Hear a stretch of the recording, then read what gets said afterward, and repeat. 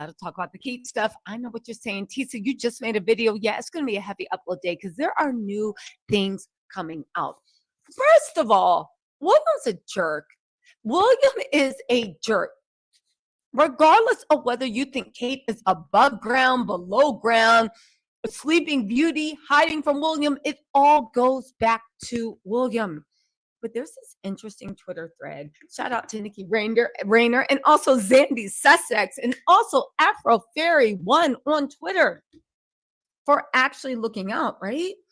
But you guys, I really do need to actually go over these things because there are a few interesting threads that we actually need to talk about. Because one, whether you believe Kate has cancer or not, whether you think she's faking or not, the one thing we can agree is William is slow launching Rose the same way Charles slow launched Camilla, except for William don't even got half the sense Charles has. And we all know Charles doesn't have any sense. But it also makes, right, what William is doing even more sick. Zandy Sussex on Twitter said this.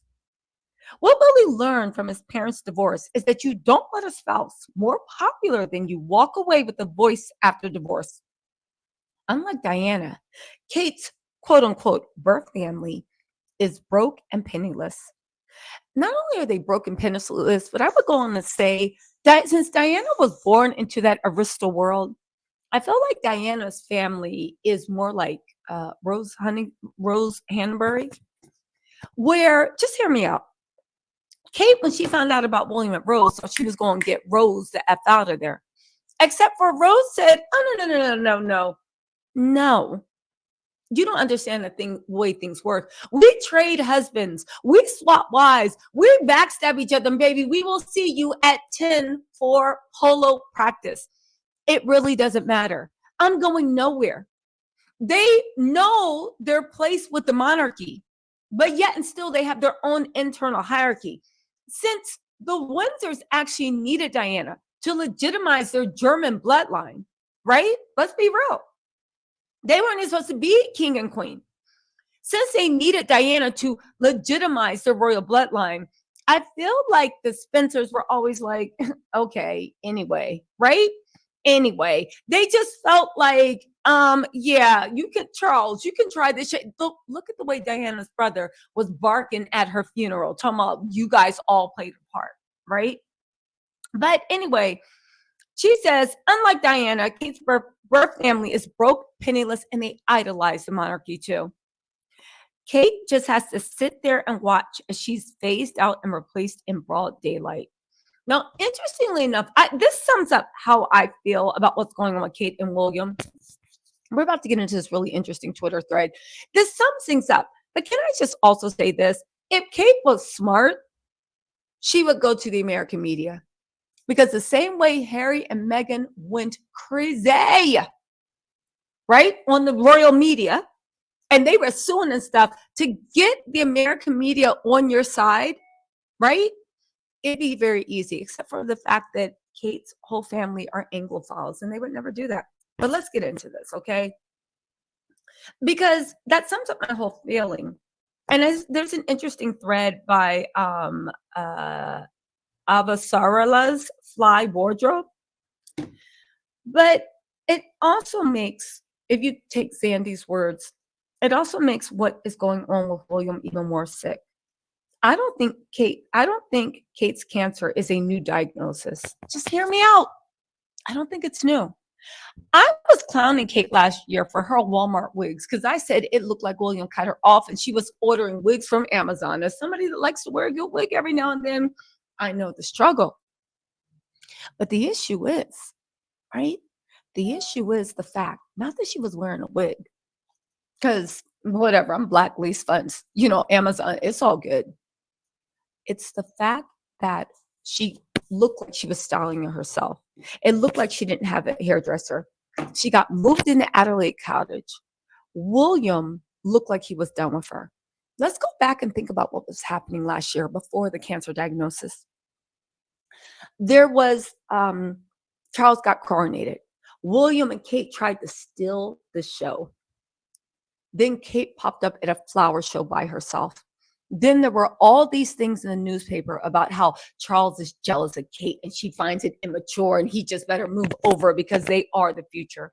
I remember doing a lot of videos being like, yo, William is using Kate as a catfall to get back with his father. At his father, the only thing is he doesn't realize you will be. She doesn't realize you will be sacrificed to Kate. Okay, so I think looking back, whatever was wrong with Kate was going. It was happening last year. William also acted like he was disgusted by her. There were a lot of divorce rumors going around. So I'm beginning to think. I don't think that her cancer is a new diagnosis because she was wearing wigs last year. But this is what makes him so sick. He has treated Kate. Think about it. William, if my thoughts are true, then that means that William has treated Kate like crap this whole time, knowing she was sick. And Kate was begging to get on William's good side, begging to get on William's good side because she knew that she was being dismissed, which brings us to our thread of the day by Abasarlas Fly Borgia on Twitter. Listen to this whole thing. It's very interesting. Mom's advice: if they do it with you, they'll do it to you. Kate really believed that by co-signing William's hate campaign against Meghan and his one-sided war against Harry, that she would be indispensable to him. She forgot her own origin story and how little he had invested in their marriage. Shout out to Valerie Renee, too, for sending me some information on this because it really jogged my memory. And also Sherry Couture. Thanks, guys. She forgot how he humiliated her for over 10 years while he pursued anyone else. She ignored the rumors of affairs and of outside children and the salacious whispers of dogging and pegging. She ignored her increasing numbers of nights alone and his solo helicopter jaunts. She ignored William's dependence on Christian Jones and his doppelgangers at Kensington Palace. She dismissed his unexpected trip to Poland for pulled pork sandwiches. She forgot Diana's story and Camilla's hand in it. She willingly participated in her mother's grand design to induce public pressure to skip Charles and Camilla. She forgot about the bodies of Camilla's rivals that had already lined the street. She ignored the change in William and Camilla's relationship. She ignored the toxic British media's effort to idolize William's incandescent rage. And she minimized their marital dysfunction by claiming she gives as good as she gets. And now the Windsor machine works to ensure that she's the one being ignored, forgotten, and dismissed. Because even exhibitionist mean girls like Kate shouldn't be disappeared. And she ends it with, where is Kate? Listen, they make some very, very good points. And let's dive into them. She ignored the change in William and Camilla's relationship. Do you know why she ignored the change in William and Camilla's relationship? Because she didn't realize that she was on the bargaining box. See, here's the thing. He was indispensable against Harry and Meghan because they blamed everything on her. She was willing to be like, no, you let them know I'm the one that said recollections will vary. No, you don't worry, William, I'll protect you. She was so happy to do all that because for a second, it brought her closer to William. And let us not forget that William was the one that even before the Harry and Meghan had been acting like he was tired of Kate. Let us not forget that one of the reasons Harry and William fell out is because Harry said, what the F? I can't believe you're treating Kate the same way that dad treated mom. Why are you literally cheating on this woman? Right? All that stuff happened. And then what happened?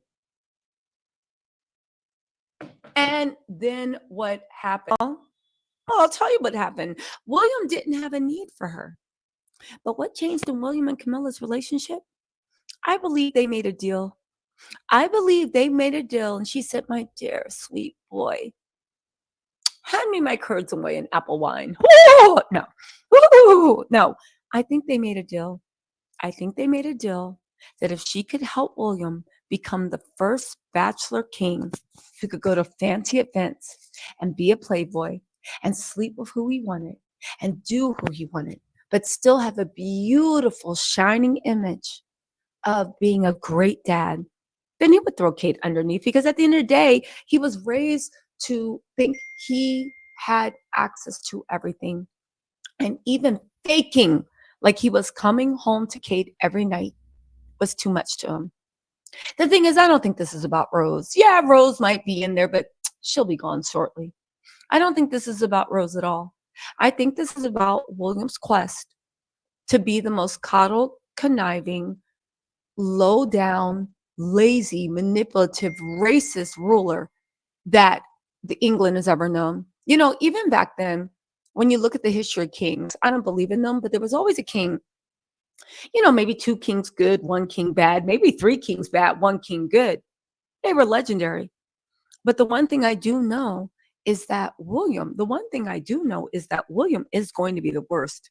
And I don't think an old fashioned monarchy can survive a modern Joffrey Red Wedding Game of Thrones king. Anyway, you guys, let me know what you think in the comments. I'm going to try to make a few more videos. Let me know if you want to hear more Sussex news, more Windsor news. Let me know, Sussex Wide, if you want more royal videos. I know I have a lot to catch up on, but I can start pumping out like 2, 3, 4 videos a day just so we get caught up. I'm telling you guys, something big is coming. You need to keep an eye on this. All right, talk to you guys later. Bye.